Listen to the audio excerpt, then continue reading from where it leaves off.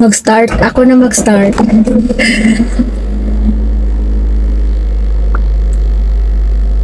Ako na ang magdadrive papunta dun. Ako na ang magdadrive papunta dun sa papractice ako. Wala, stick! Hindi pa ako sinamahan ng coach ko. Nauna na siya dun. Marami sasakyan. Kaya ko pa ba to? Pang-apat na araw ko na, 4th day. Hey, hello guys, for the 4th day. Okay, andito na naman si Inday para mag-share ng konting kaalaman ng ating driving lesson. Okay? Having nagda-drive tayo. Okay? Sabayan ng daldal, tapos parking. Okay, tapos reverse. Okay.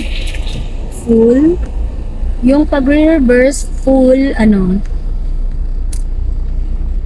okay, don't touch. Hindi dapat matouch ang white. Dapat, kunting ganon. Tapos, balik ulit. Kunting, dun sa kabila. Tapos, para lang mag-center. Tapos, balik ulit.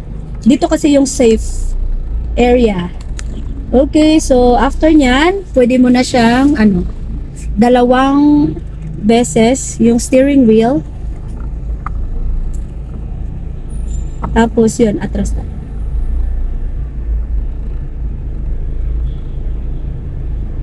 So, okay na tayo. Okay na tayo guys. So, tingnan natin yung ating parking lot. Kung nakapasok ba tayo. Okay naman, so far. Okay na ating parking. Pagpo-park, okay, proceed na tayo sa pagdadrive natin. Punta tayo sa another parking. So, ito pa lang yung mga tinuro sa atin. Dahan-dahan lang. Huwag maging kampante. Kasi, kailangan mo matutunan ang mga bagay-bagay. So, kailangan natin matutunan ang mga ibang technique.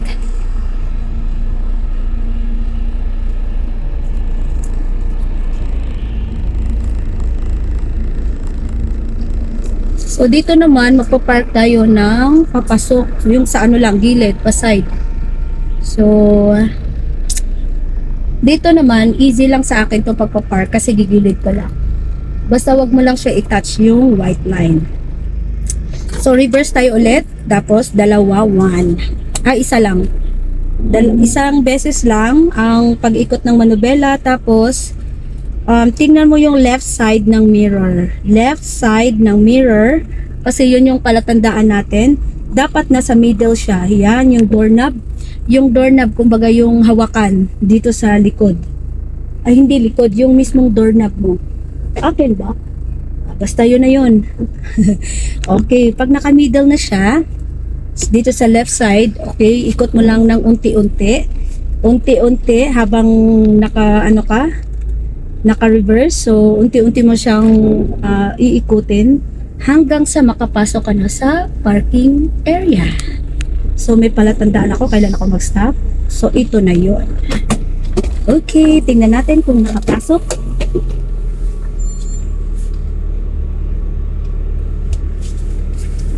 Okay, perfect. Nakapasok. Okay, pass. Okay, tayo? Nakapasok. So, palabas na tayo.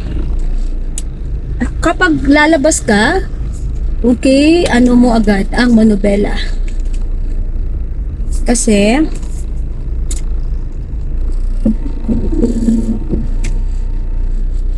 papunta na tayo sa S-part. Okay, sa S-part na tayo, besh. Sa S-part. Okay, papasok na tayo. Seryoso na to sa S-part. Kasi, masikip ang S-part. Yung tama lang talaga sa sasakyan. Kaya kailangan alam mo yung technique. So, yun nga.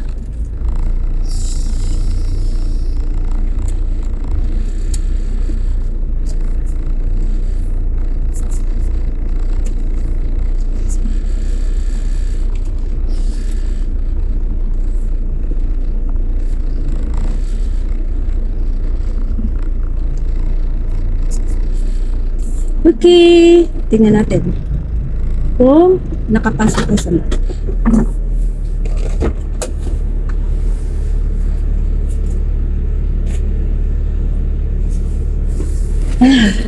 Okay, okay na tayo sa S part. Okay, reverse naman ulit. Reverse. Sa reverse, okay, unti-unting wag lang i-touch yung white line. Wag i-touch yung white line, pero dapat naka-full ang ating manubela sa pag-ikot. So nakikita, dapat titingnan mo yung curved line sa left side ng mirror. Tapos pag nag-disappear na siya, doon ka na titingin sa right side ng mirror. Yun ang palatandaan talaga, besh. Okay, pag nakita mo na yung curved line, so bilang ka 1, 2.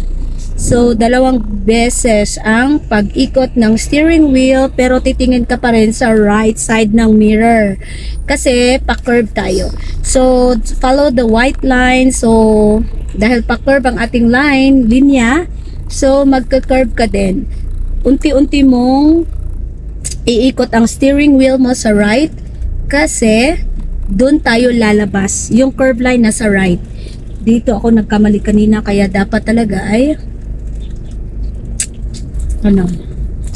dapat talaga ay alamin natin yung so may curve, so pa-curve tayo, may pa-curve, so follow the curve line. Yes, I got it, nakaya ko siya, besh. So thank you guys for watching. Nakahinga na ako ng malalim. Okay, thank you everyone. So, nakaya ko siya ng 6 minutes and 32 seconds. Bye!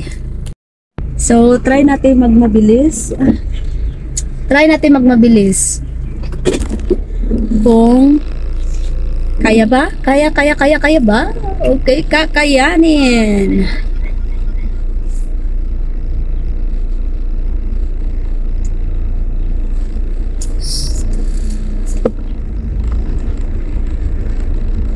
Yung confident ko talaga sa pagdadrive, parang unti-unti na siyang na-develop nung pag may natutunan ka pala sa pagdadrive.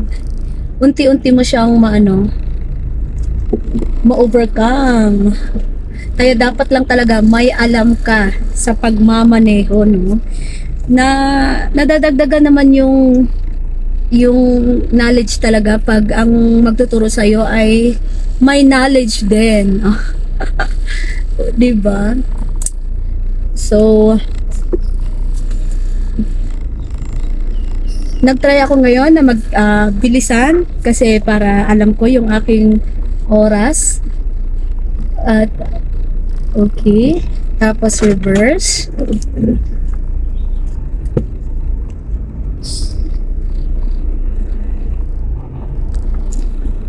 Konti kasi hindi daw pwede i-touch ang white. So, ito yung safe area, safe yung nasa right side. 1, 2. Okay, atras. So, konti lang yung natin. Pero nakapasok pa rin naman. Okay, tingnan natin. Muntik na mahulog, pero at least nakapasok pa rin. Okay, drive na tayo, papunta na tayo sa next parking lot.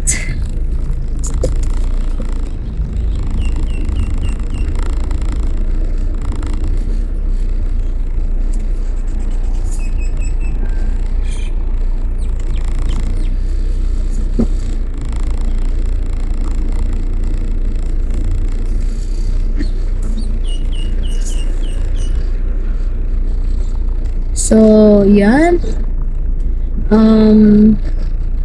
Dito tayo sa second parking lot. Okay, yung pa-side. Ngayon naman, reverse. Tapos, isang ikot lang. Tapos, titignan mo sa mirror dito sa left side. Tapos, yung doorknob. nasa gitna na siya. So after that, nasa gitna siya, unti-unti mo siyang i-full dito sa left side ang yung manubela para makapasok ka sa mismong parking. So dito na tayo mag-stop. Okay, tingnan natin. Okay, perfect. Nakapasok din naman. Okay, papunta na tayo sa drive. Okay, drive. Tapos, ano natin?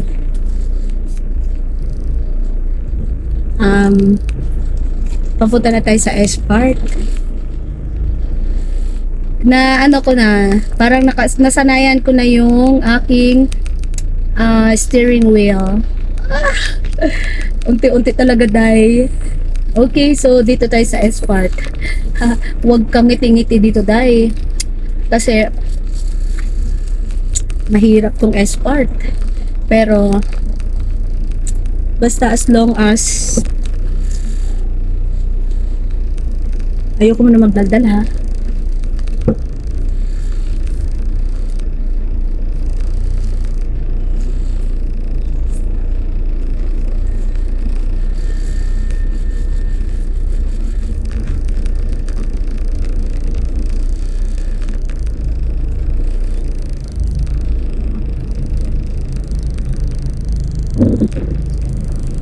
Tingnan natin.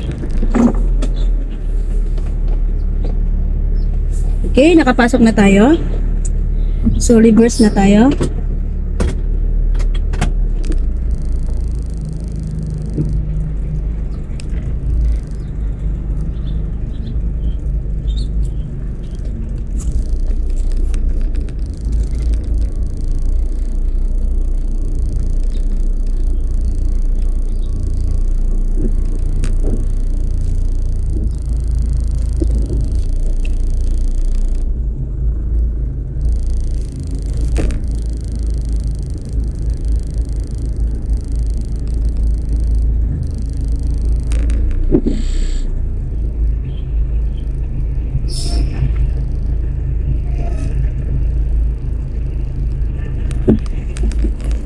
One, two.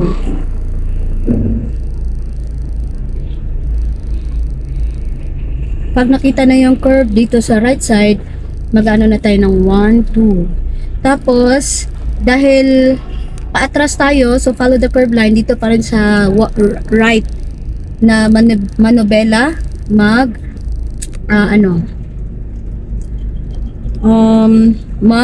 dito tayo mag-observe at mag-focus kasi dito tayo sa may kanan. Okay, so adjust mo lang kasi pa-straight tong palabas. Tapos after that, okay, follow the curve line. So full ang ating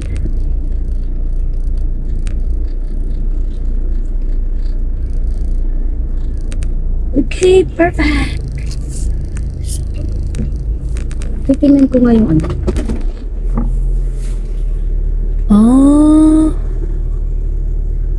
Yung doorknob pala palatandaan.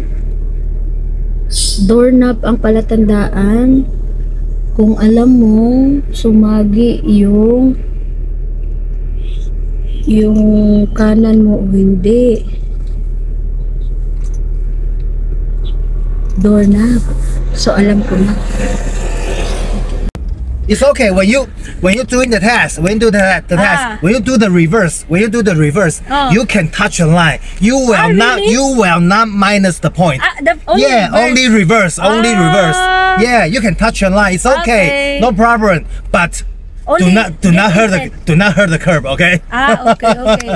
You can touch a line, but cannot hit the curb. Okay? Okay. Ay, thank you. Okay. I already feel hot today. Okay. See you tomorrow. See you. Okay. Bye-bye. You're back. Yeah.